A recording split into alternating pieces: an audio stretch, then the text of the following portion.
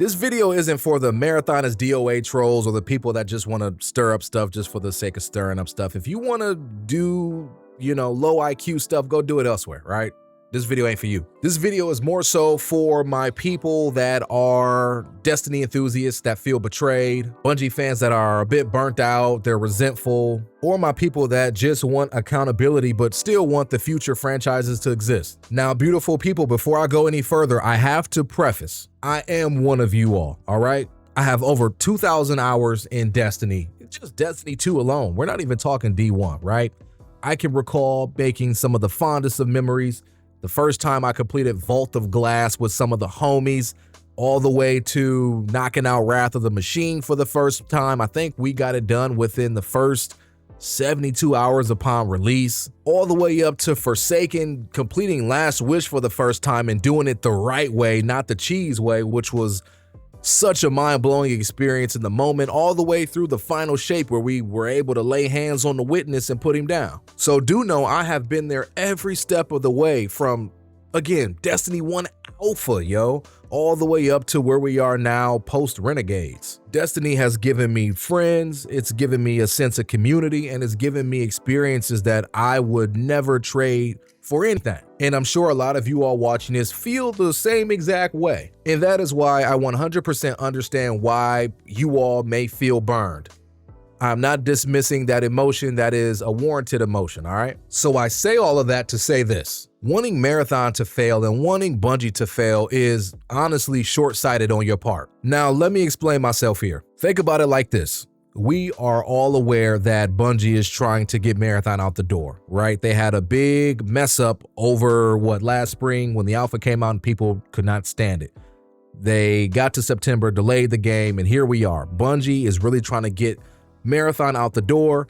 I think a big proponent of that is Sony breathing down their neck, full transparency there, but either way, Bungie has all hands on deck to get Marathon out the door. I fully acknowledge that, and I can fully admit that is probably a good chunk of a reason as to why Destiny 2 has been a bit neglected as of late, especially with the delaying of the mid-season update. I want to say it's called Shadow and Order. I believe that was pushed back to May. I don't know if that's been confirmed yet or not, but I believe that was pushed back so that Bungie can have all hands on deck for Marathon. And does that suck? Absolutely. Like, my heart goes out to the Destiny folks that were really looking forward to that mid-season or mid-DLC update. But also, I understand business is business and Bungie didn't want to cannibalize itself.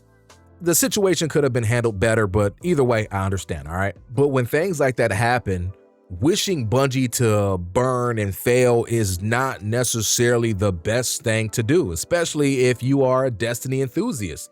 Because if Bungie crashes and they burn with Marathon, what happens? There's going to be more layoffs. The studio probably is going to get fully absorbed by Sony, and the guts of the studio will probably be allocated to other Sony studios. And guess what? That means no more Destiny. That means no more Marathon. Well, you probably don't care that there's no more Marathon, but there's no more Destiny. And for some people watching that believe, man, well, if Destiny was in somebody else's hands, it'd be a better product. Don't even sell that lie to yourself, because the game you fell in love with was the game that was developed by Bungie. Now imagine Insomniac developing Destiny 3 or continuing Destiny 2 as is, or Santa Monica Studios or any one of those other studios. It won't be the same game. And I can almost promise you, if they hypothetically took over Destiny, you would say, man, this is cool, but man, this isn't Destiny. This isn't the Destiny that I know and love. Like, I know that will happen. So wishing Marathon to fail is not in anybody that enjoys Bungie games. It's not in our best interest at all.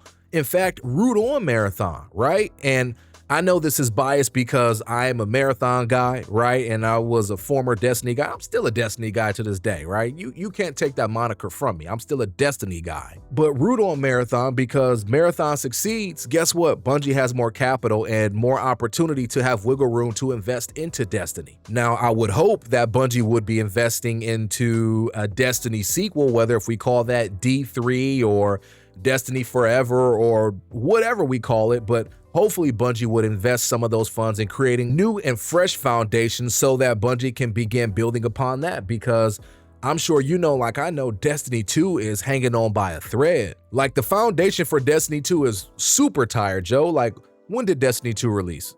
2017, I believe. Yo, it's 2026.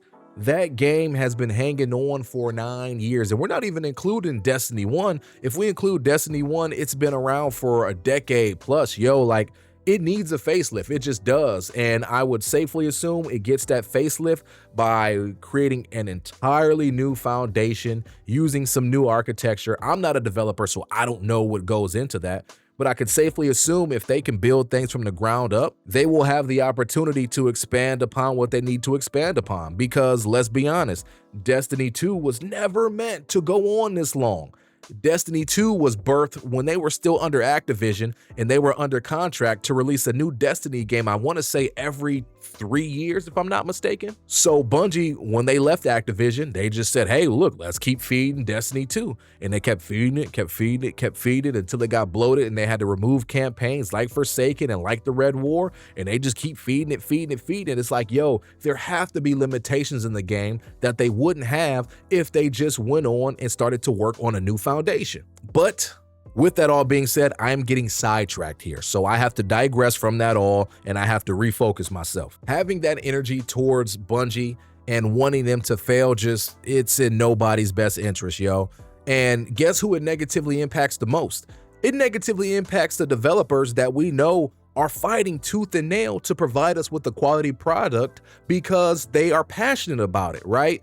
So I know we want Bungie to fail because we want to spite everybody at the round table. Pete Parsons, he can't buy any more cars if he fails. If Bungie fails, he can't buy any more cars. Well, Pete Parsons is out anyway, right?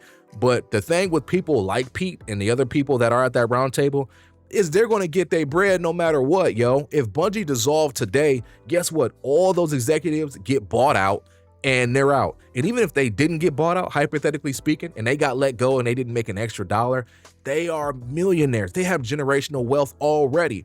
Guess who gets hurt though?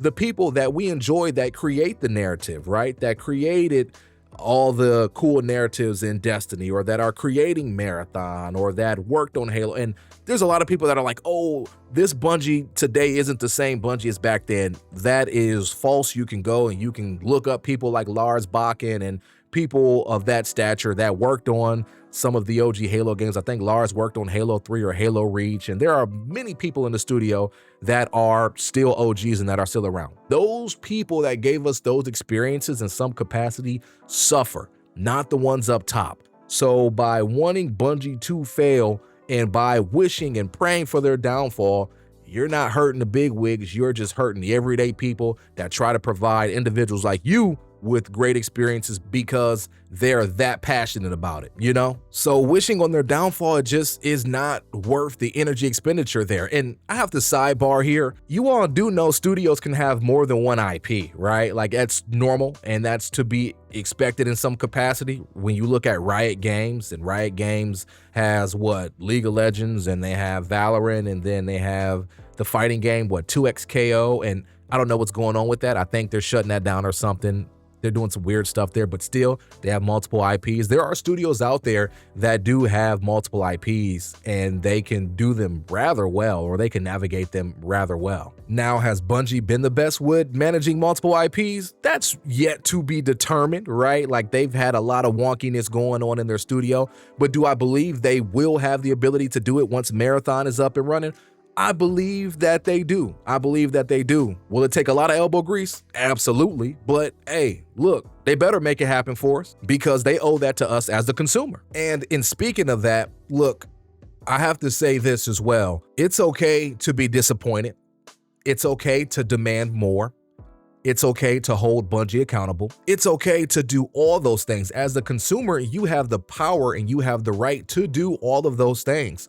So if Bungie was delivering crap after crap after crap, you don't have to sit there and smell it. You can go find somewhere else to go and go find something else to do. You can speak with your wallet, or you can provide feedback in Discord or on Reddit, or make a YouTube video like this. I don't know. But to just be toxic and just try to burn it all down and to just try to be ridiculous and operate in a way that just is not beneficial to any party, it does nothing, because if everything's burned down, what's left standing? Nothing. I want you all to understand that these type of things are never black and white. There are 50 shades of gray. There's so much nuance. And I'm not talking the freaked out book. No.